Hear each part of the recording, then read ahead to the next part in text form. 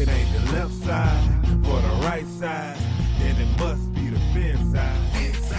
It ain't the left Thank you, Solo D. Welcome to another episode of On the Fin Side here with Cat and Paul. You can follow us on Facebook, Twitter, Spreaker, iTunes, YouTube, iHeartRadio, and Spotify. Also, be sure to check out our merch store, onthefinside.threadless.com. Huge game this Thursday night, Paul. It's forced us to really hit the fast-forward button to get ready for this Thursday. So a lot of news still coming out at the time that we're recording. But at this point, I'm not sure if the Dolphins are going to have anybody to line up, especially on offense this Thursday. Yeah, I'm expecting that Miami's going to promote possibly Isaiah Ford off the practice squad, maybe give Rashard Matthews a call if he's still hanging out at home with the kids. Do we have any wide receivers left? I mean, Devontae will still be inactive, but, it's outside of that, Jakeem Grant and Danny Amendola are going to get awful freaking tired here. Albert Wilson out. Kenny Stills out. Tannehill out. Obviously, Josh Sitton and Dan Kilgore are out for the year. So Dolphins are having to patch together a lot of things here. Offensively, Brock Osweiler has shown a lot of grit this year. In 2+ games, a quarterback rating of 107 on the season, 59 points in the last 2 games on offense. Faces his old team in a possible revenge game in Houston, and the Houston Texans are not all that great on offense either. So when it comes to his options here, Paul, these injuries could force the Dolphins to use their personnel like Kenyon Drake and Jakeem Grant and maybe even Devontae Parker a little bit more creatively. I'd go a step further and say that this might be one of those games where we see Mike Gesicki out wide an awful lot. And we'll see, as you said, Kenyon Drake out wide a lot. I mean, in all honesty, it's perfectly fine having your tight ends and wide receivers out there religiously when you've got a quarterback that throws it 4 yards down the field effectively and everywhere else not so much. So it's the personnel grouping should work in Brock Osweiler's favor a little bit here. Texans are a good defense too. I mean, when you look at them against opposing quarterbacks this year, pass defense isn't as good. They're holding opposing quarterbacks to quarterback rating of 95.7. Against running backs, 3.27 yards per carry on 157 carries is all they're yielding against the run this year. Regardless, we need to see more Kenyon Drake in this game. I think we can both agree on that. Over the last 3 games, Kenyon Drake is averaging 7 yards per carry. The problem is he's only gotten the ball on a carry 25 times.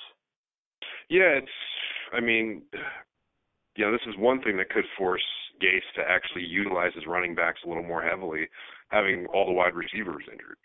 So another name to think about too here is Francis Owusu is still in the practice squad. I don't want Leonte Carroo called up. I'd rather just split out Gesicki, O'Leary, Durham Smythe, Kenyon Drake, Kalen Ballage, any of those guys before Leonte Carroo. I think he's a waste of a practice squad spot. So I'm not exactly enamored with the idea of bringing him up to the bigs. What I like is if they do promote Ford, which they might by the time that we air this here, then I think he'll be hungry when he comes up too. We saw a lot of that in the preseason. One thing I like too about the matchup, obviously the big strength of the Texans defense is their outside with J.J. Watt and Jadeveon Clowney. Laramie Tunsil's been phenomenal at left tackle so far, and he's going to go up against Clowney, and we should see Juwan James go one-on-one against J.J. Watt. So given that, given Juwan James tends to play up to the level of his competition, as you said the other week, he shut down Joey Bosa twice when he was given the opportunity. And the other week also largely shut down Khalil Mack. But when he plays a player of lower quality like a Carlos Dunlap, he struggles in that game.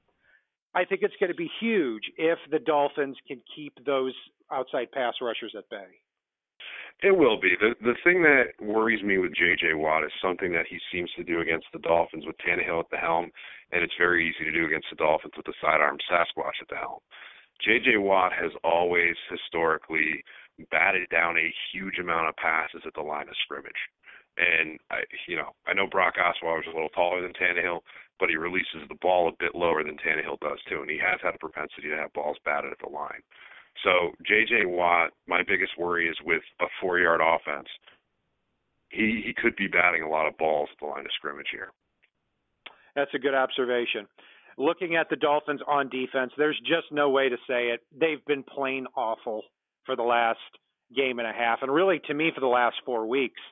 Luckily, they're facing an offense that isn't playing all that well. I mean, you look at the Texans this season, they've scored 155 points. The Dolphins have scored 151. So they match each other a little bit more in that respect. Shaun Watson, a quarterback rating of 89.9 on the year. The Dolphins are going to see former Dolphin Lamar Miller, who has 371 yards rushing, 3.9 yards a carry, coming off a 100-yard game against the Jaguars. So had one of the best games in the last couple of years last week. But the real thing is DeAndre Hopkins, 700 yards on the year. And he just seems to be one of those players, just like A.J. Green or Julio Jones. It's odd, and it's very rare that you're going to hold him to under 80 yards. You just got to really hope to contain him.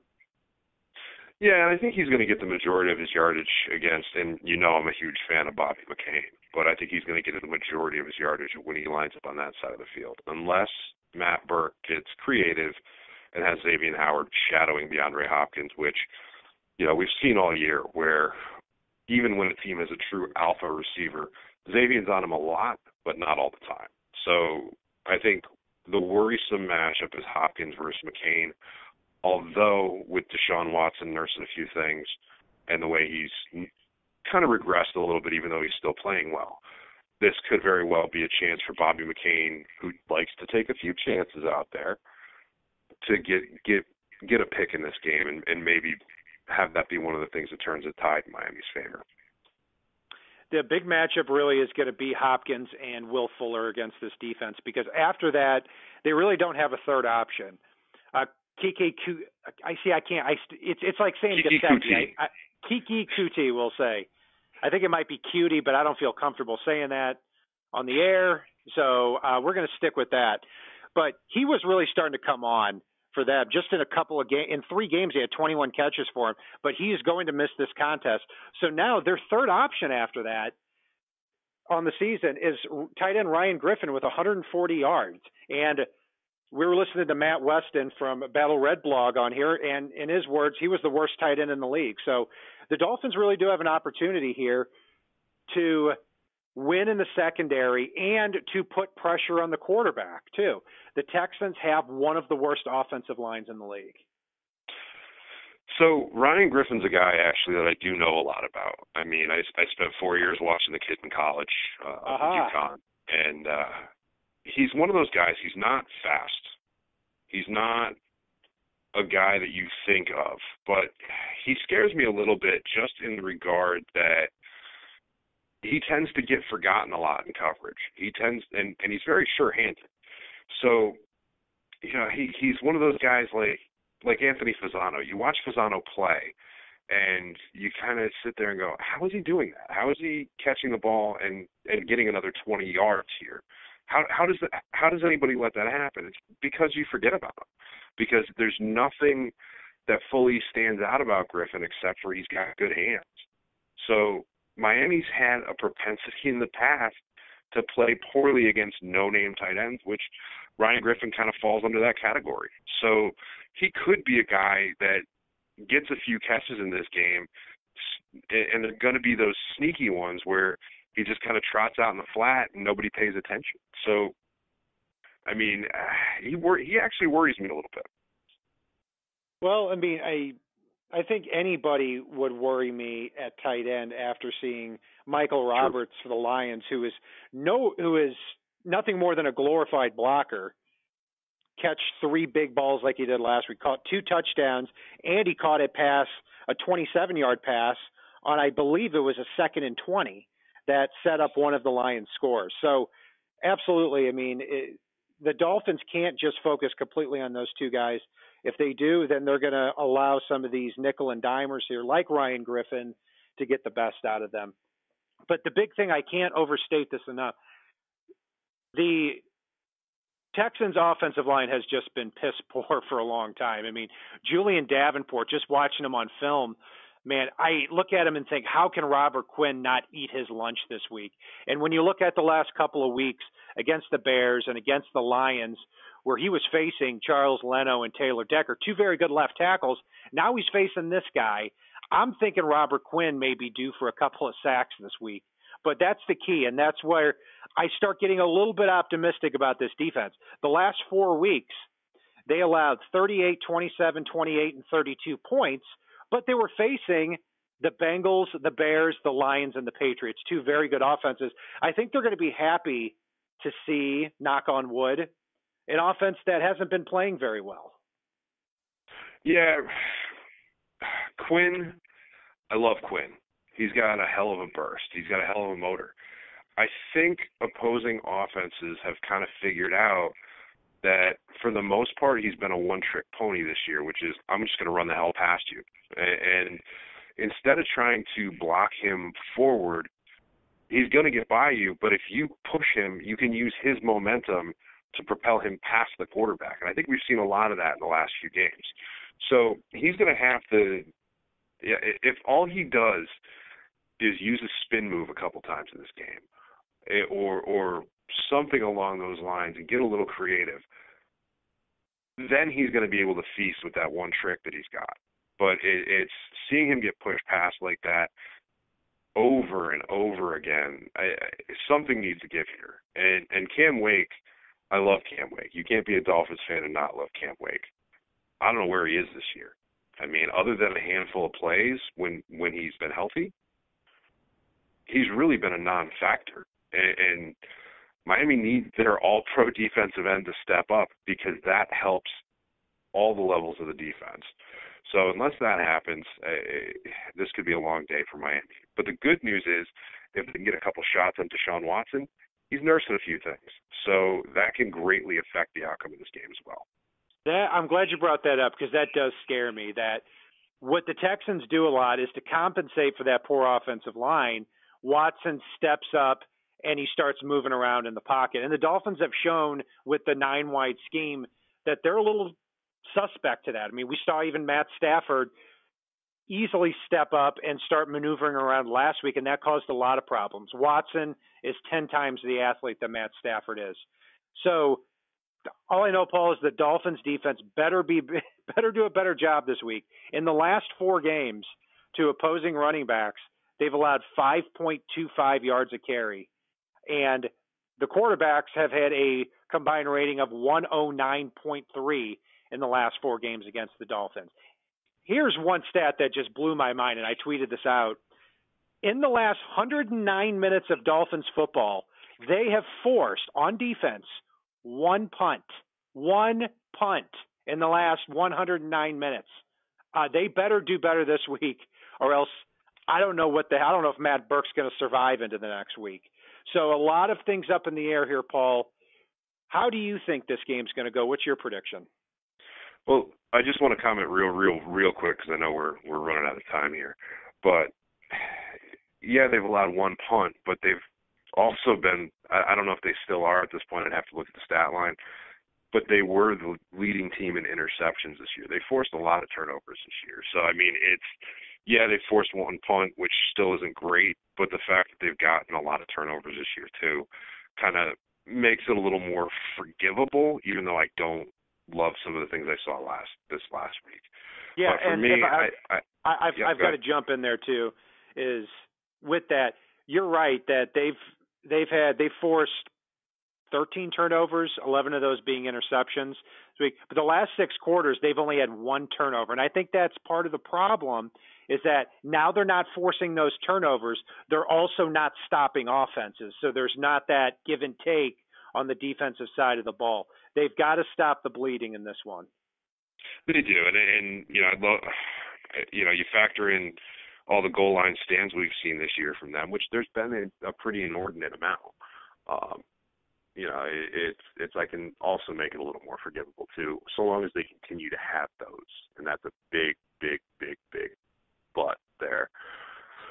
For me, I actually think the personnel issues are going to force Gase to get creative, which is when he's at his best.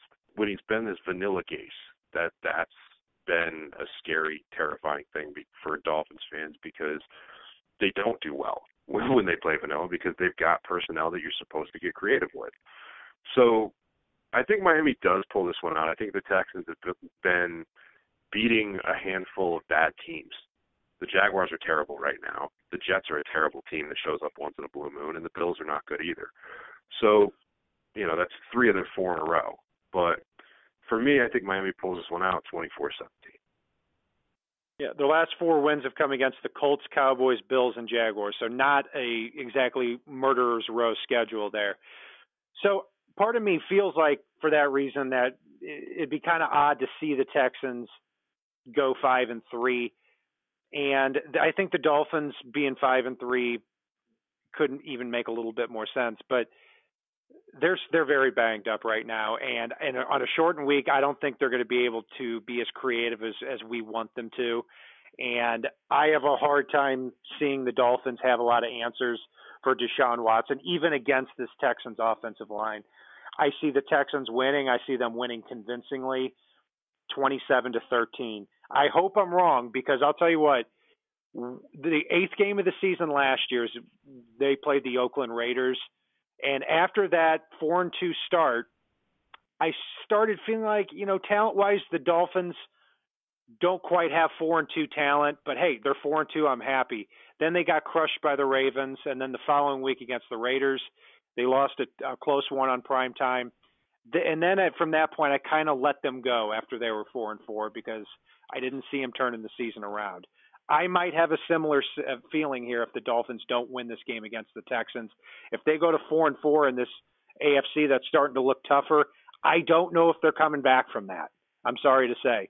They've got to win the next 2 games against the Texans and against the Jets to get themselves to 6-3, to position themselves for 10 or more wins at the end of the year. It's going to be a tall task, but not impossible. Anything else you want to add there, Paul? Nah, man, I'm hoping that Miami can pull it out in prime time and get back on track here and then start getting healthy again. That's the biggest thing for me. I'm hoping we get some good news on Albert Wilson in the next couple of days, some good news on Kenny Stills, and, see Tannehill get back under center here very shortly, because sidearm Sasquatch is ruining Brocktober for me at this point. Oh, man, dropping 2 there, sidearm Sasquatch and Brocktober. That's right. Yes,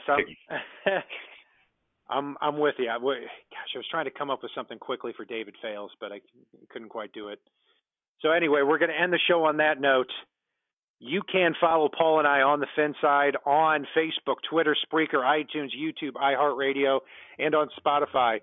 Be sure to check out our merch store too on thefinside.threadless.com. And if it's not on the right side and it's not on the left side, it is on the Finside. Solo D, take us home. It ain't the left side or the right side, and it must be the fin side. It ain't the left side or the right side, and it must be the fin side. Listen, Dolphins fans across the land all tuning in to see what Brian Cat